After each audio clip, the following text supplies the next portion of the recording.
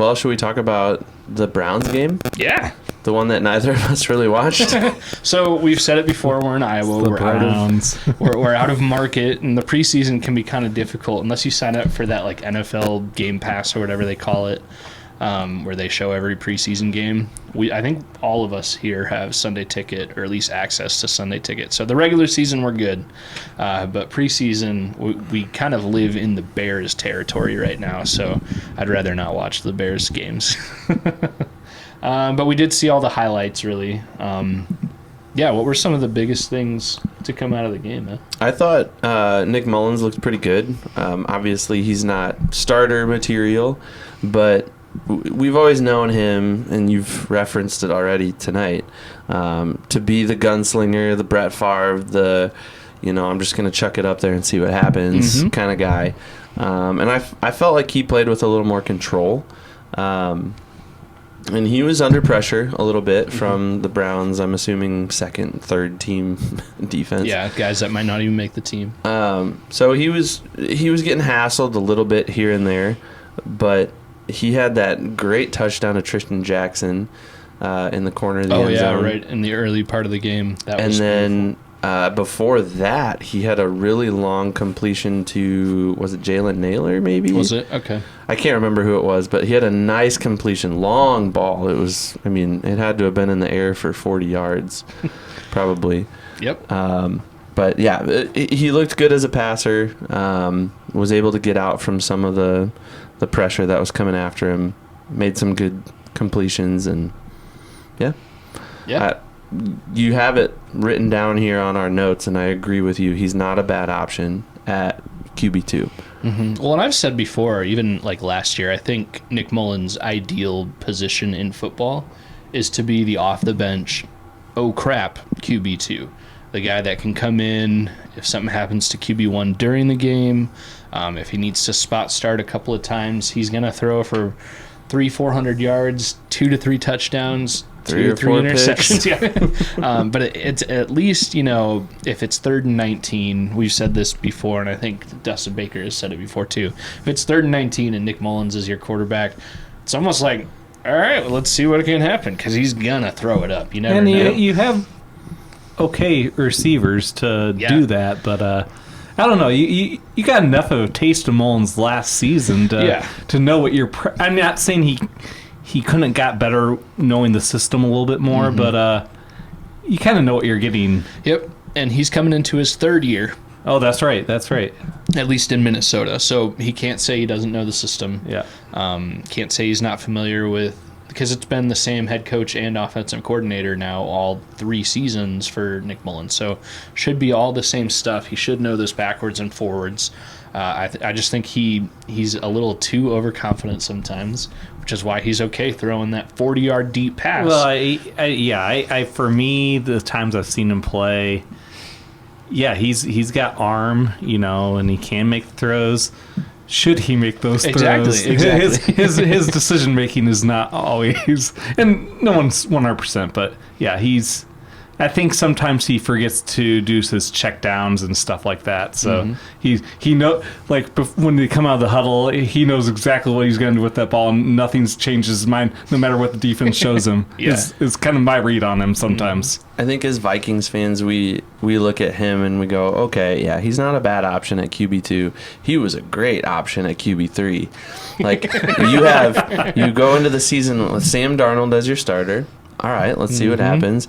Then you have 1st-round draft pick, 10th overall, J.J. McCarthy out of Michigan. Yep.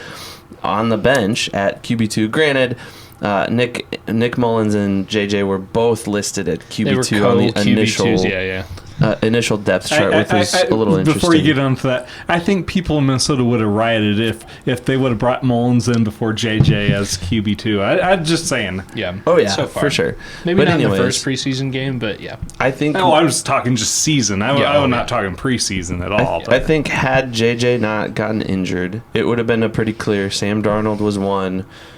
JJ was 2, and Mullens was going to be 3, possibly practice squad. I don't know if I think he might be eligible. I think veterans are now eligible for the practice squad. I think if JJ wasn't injured, Mullens is either traded away or just doesn't make the team. I think your practice squad option as of right now is either Jaron Hall or Matt Corral. Jaron Hall, man. We're not talking about starters. We're not talking about Pro Bowls here. But yeah, I think had JJ not gotten injured, Mullens wouldn't have been on the team. Yeah, it would have been interesting to see what happened in that quarterback room had JJ not been injured. But now, obviously, they went out and made that kind of, I don't know if you call it a desperation move or what you call it, but Matt Corral from the Panthers. I think Corral is just a camp arm. At his highest of heights would be to maybe sniff on the practice squad. We will just like we never saw Josh Rosen make it to be. I don't think he ever touched the Vikings 53-man roster in 2022. I think he was only on the practice squad, maybe elevated for a game. But yeah, I think Josh Rosen at this moment has a better chance to make the Vikings than Matt Corral. But Matt Corral didn't help himself by getting sacked for a safety in the end zone at the end of the game. He wasn't really given the best opportunity, but still. No, he was not. Yeah. But let's move on from the quarterback situation. We can move to the defensive side of the ball. Yeah. Because there's some good stuff happening over there. Yeah, there's a couple rookies right now that against second, third, fourth stringers are flashing. So we've got Bo Richter from Air Force. He's starting to turn some heads a little bit. I heard him on the radio today or yesterday. He sounded pretty good. Like, he just sounded like he knew what he was talking about. But on the field, he's definitely making some good plays. It's a crowded position, but I still think he's at least a lock for the practice squad, and he could make the team. The other guy I'm thinking of, Levi Drake Rodriguez. I am fully on the bandwagon for that guy.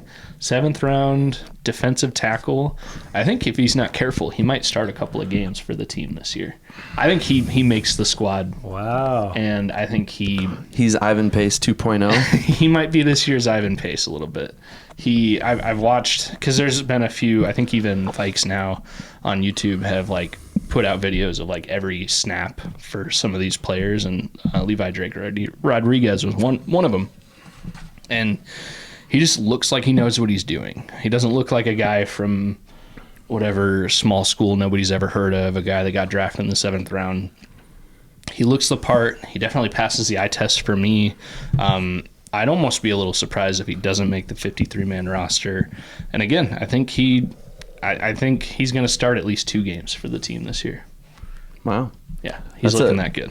That's a very specific prediction. Well, yeah, I mean, he's still a 7th-round rookie. You never know. But true. I think, even outside of injury, I think he's got a chance, especially later in the year. I mean, Ivan Pace was undrafted. He started how many games last year? Yeah, and that was helped a little bit by injury, a little bit by Brian Asamoah not being very good at football.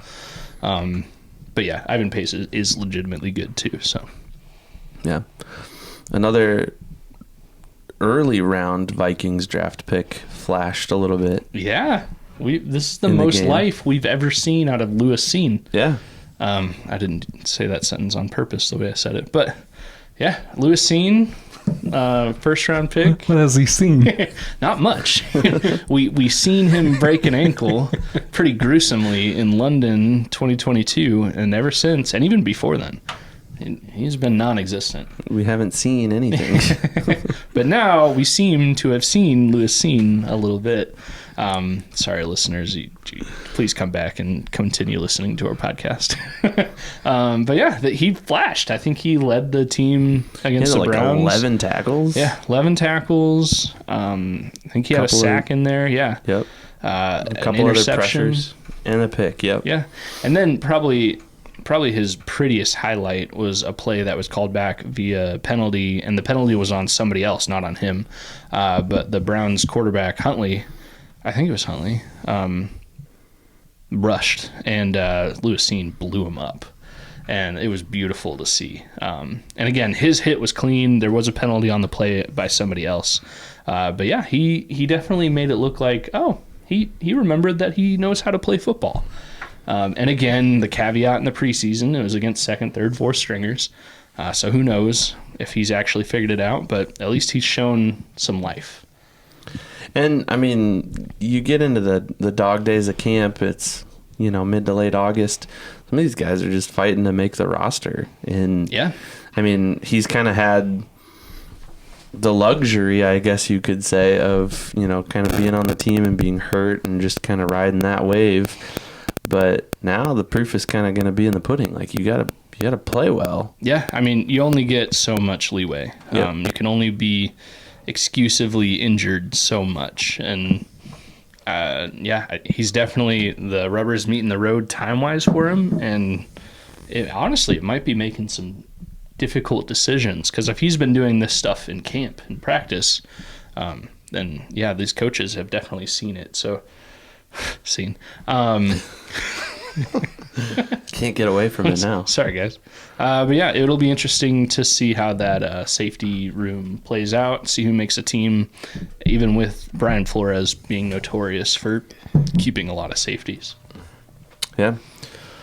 We got a good kicker, too. Will Reichard's looking like basically perfect through camp. A good thing that the Skol Men's Center is made out of wood, because you just jinxed it, so I had to knock on it. I was going to say perfect. How many kicks has he I think he's 3 of 4 on field goal attempts, and then I think he's perfect on extra points. The miss wasn't his fault. The miss was a block. Yeah. I think it was just busted coverage over the middle. Potentially. And like I said, I think last week, I don't know enough about special teams performances to know if he had anything to do with that.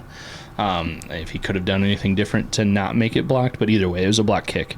But outside of that, he's looked pretty good. Yeah. And I guess, again, you can only perform when you're asked to, and every time he has, outside of a block kick, he's been perfect. So We're Vikings fans were a little sore on kickers. Bears. Yeah, Bears I fans remember are too. some kicker of yours being pretty much perfect, and then not Really so wasn't. much. Oh man. Well, I know you're talking about the '98 season.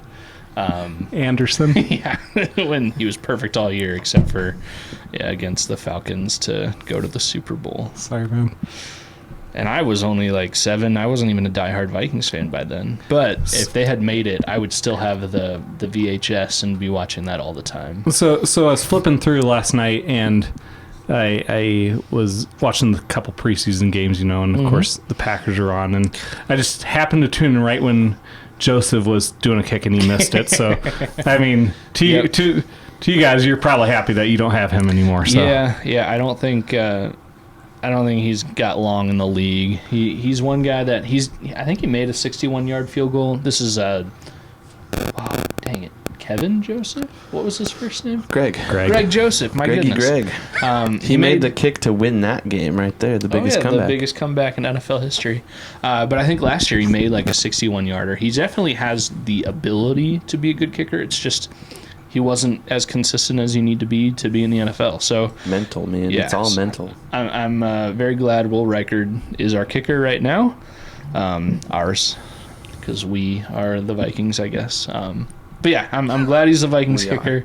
I guess we never really got to see John Parker Romo, but it doesn't matter. We don't have to worry about it until he starts missing kicks. Also, the Vikings punting job has been wrapped up, because I think it was today the Vikings cut the second string punter, Seth Vernon, and now it's just Ryan Wright on the roster. The plus size punter. And I don't think he's plus size anymore. I think he lost a bunch of weight, which maybe helped him out a little bit. What's Paul Allen going to do? Because that's Paul Allen's tagline for him. I think he could weigh 15 pounds and he'll still be the plus size punter. I don't think PA is going to go away from that. But yeah, it's going to be Ryan Wright, at least as of right now, until he starts being Ryan wrong. Ooh, that was a good one. That was terrible. I'm so sorry. That was probably better than your scene. Yeah, it was definitely better than the scene one, but we all seen those coming. So yeah, Ryan Wright. All that's all making it into the title of this episode for sure. Scene, right, left. All the fun stuff. But yeah, the Vikings kicking situation overall looks like it's as good as it's been as long as we've been Vikings fans. So let's hope that they keep that up. There you go. All right, well, there's one more week in the preseason. And then it's the regular season already, which is crazy. We're there. Forrest,